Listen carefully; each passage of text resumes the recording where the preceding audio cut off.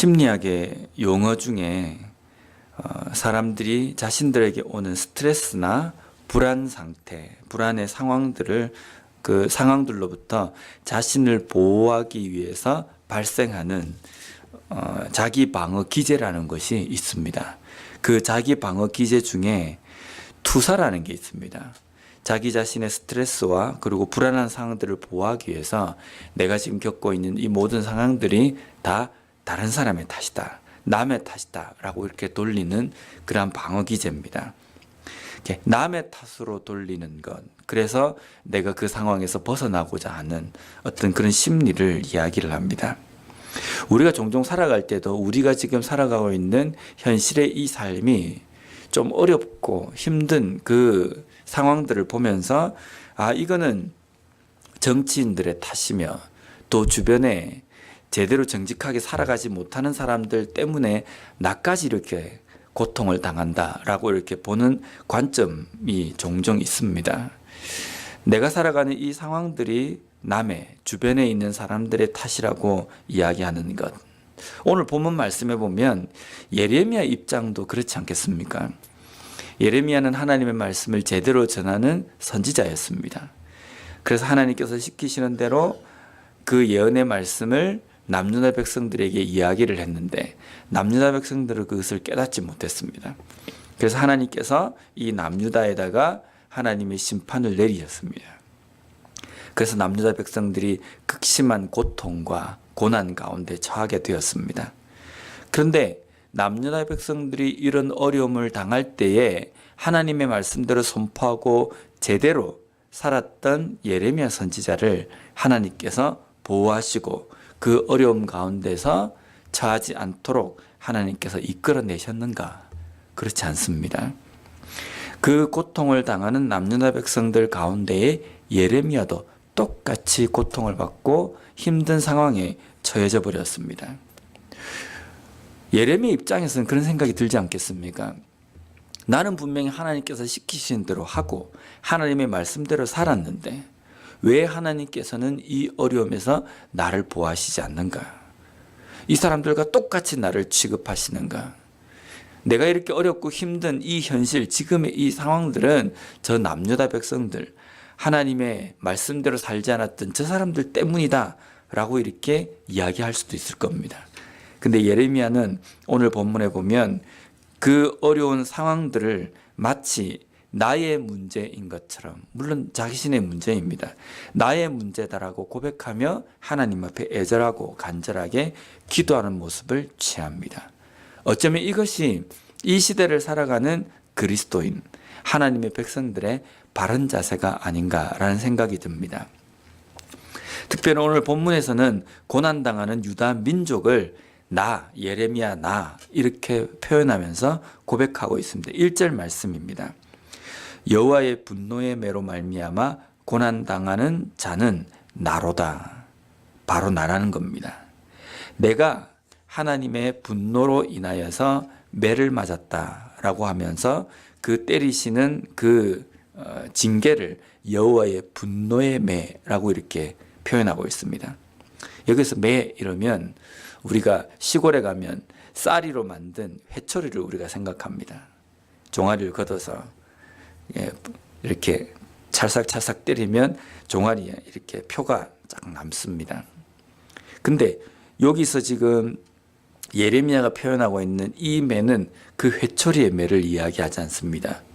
이 원어적인 의미를 보면요, 이 매는 한번 이렇게 때리면 회복이 불능할 정도로 치명적인 상처를 남기는 매를 이야기를 합니다. 시골의 매는 이렇게 맞고 나면 시간이 지나면 이 자국도 서서히 옅어지면서 낫습니다. 그래서 가만히 두면 시간이 약입니다. 근데 하나님께서 여호와의 분노의 매로 나를 치셨다 할 때 이 매는 시간이 지나면 다시 원상 회복이 되는 그런 상처를 남기는 매가 아니라 한 번 맞으면 치명적인 상처가 나서 도저히 회복이 불능하도록 맞는 그 매를 이야기를 하는 겁니다. 예레미야가 이렇게 하나님의 이 진노, 이 징계를 분노의 매라고 해서 그런 매로 비유한 이유는 하나님께서 때리시는 이 때리심은 하나님께서 때리시기 때문에 사람의 어떤 힘으로는 회복될 수 없는 상황이다라는 것을 표현하는 겁니다. 그래서 남유다 백성들 이렇게 치셔서 지금 치명적인 상처가 남유다 백성들에게 났습니다. 근데 남유다 백성들이 다시금 회복되는 것은 보통 일반적인 회초리라고 이야기한다고 한다면 시간이 약이다. 조금 지나면 이 백성들이 다시금 회복이 될 것이다. 이렇게 생각할 수 있지만 남유다 백성들에게 난 이 상처는 하나님이 아니고는 다시금 회복시킬 수 없다라는 고백이 여기에 들어있다는 겁니다. 하나님에게 우리가 만약에 징계를 받는다라고 이야기를 할 때에는 그 하나님의 징계는 물론 그 상황에 그 징계를 받는 그 순간은 어렵고 힘듭니다. 근데 그 어렵고 힘든 순간을 겪고 그것이 어느 정도 지나면 다시금 내가 회복이 된다. 시간이 약이다. 그렇게 생각하는 것은 하나님의 그 징계에 대한 바른 자세가 아닙니다. 우리가 회복될 수 있는 것은 하나님 앞에 돌이키고 하나님께서 그 난 상처를 회복시켜 달라고 기도하는 그것밖에 우리가 다시금 일어설 수 있는 길이 없다는 겁니다. 계속해서 2절 말씀을 보겠습니다.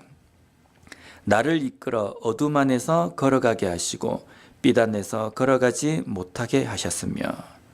그래서 2절 이후에부터 쭉 하나님께서 어떻게 남유다 백성을 그리고 나 자신을 어렵고 힘든 가운데 몰아넣으셨는가라고 이렇게 고백을 하고 있는데 그 고백의 첫 시작에 2절 말씀에 보면 나를 이끌어 라고 이렇게 어둠 안으로 들어가게 하시고 고통 가운데 들어가게 하셨다라고 이렇게 표현합니다. 여기 보면 여기에 이끌어라는 이 뜻은 목동이 양을 모는 그 의미입니다. 목동이 양을 이렇게 모는 이유는 꼴이 어디에 좋은 것이 있는지, 어디에 마실 만한 물이 있는지 양을 위해서 좋은 곳으로 인도하는 겁니다. 목동이 양을 이렇게 몰 때에는 양은 거역할 수 없이 목동이 인도하는 대로 가게 되는 겁니다. 이것을 마치 목동이 이렇게 이끌어서 꿀을 먹이고 그리고 물을 마시도록 양을 모는 것처럼 하나님께서 나를 거역할 수 없도록 나를 이끌어서 어둠 안으로 걸어가게 하셨다라는 이 표현을 쓰고 있습니다. 시편 23편에 보면 우리가 잘 알고 있는 다윗은 하나님께서 목자가 되셔서 우리를 양으로 생각하시고 우리를 이끄시고 부족함이 없도록 우리를 인도하신다라는 고백을 할 때 이끄신다라는 표현을 씁니다. 하나님께서 우리의 목자가 되셔서 우리에게 좋은 것을 위해서 몰아가시고 또 그곳으로 인도하시지만 하나님의 징계에 그 장소로 옮기실 때에도 하나님께서 우리를 몰아가십니다. 그 몰아가실 때는 내가 피할 수 있는 문제가 아닙니다. 하나님께서 몰아가시기 때문에 우리는 꼼짝없이 그 길로 걸어갈 수밖에 없다는 겁니다. 하나님이 우리를 좋은 것으로 채워주시기 위해서 인도하신다고 한다면 하나님께서 우리의 잘못을 깨닫게 하시기 위해서 우리에게 징계를 내리시기 위해서 그 심판의 장소로 몰아가실 때에도 그 누구도 피할 수 있는 사람은 없다는 겁니다. 우리가 이 시대의 문제를 바라보면서 우리는 어떤 생각을 가져야 되겠습니까? 아, 이 시대 참 잘못되었구나. 이 시대의 교회가 정말 타락했구나. 이 시대의 종교 지도자들이 제대로 서지 못했구나. 그것 때문에 나까지 잘 믿고 있는 나까지 이런 힘든 어려움을 당한다. 이렇게 생각하고 이렇게 보는 자세는 하나님께서 우리로 하여금 그것을 볼 수 있도록 해주신 이유, 그 뜻이 아니라는 겁니다. 그러한 것이 보일 때에 우리가 해야 될 것은 이것이 나의 문제구나. 내가 겪고 있는 나로 인하여서 발생된 문제구나 라고 생각하고 하나님 앞에 기도해야 합니다. 돌이키고 또 하나님의 매가 오기 전에 하나님 이 시대의 교회가 이 시대의 지도자가 이 시대의 성도인 나 자신이 온전히 하나님 앞에 이것을 돌이키고 깨달을 수 있는 은혜를 주십시오라고 기도하는 우리가 되었으면 좋겠습니다. 이 아침에도 이 시대의 문제, 이 시대의 교회의 문제, 또 이 시대의 그리스도인들의 각자의 문제, 또 그 중에 서 있는 나 자신의 문제를 놓고 하나님 앞에 기도하는 그런 시간이 되었으면 좋겠습니다. 기도하겠습니다.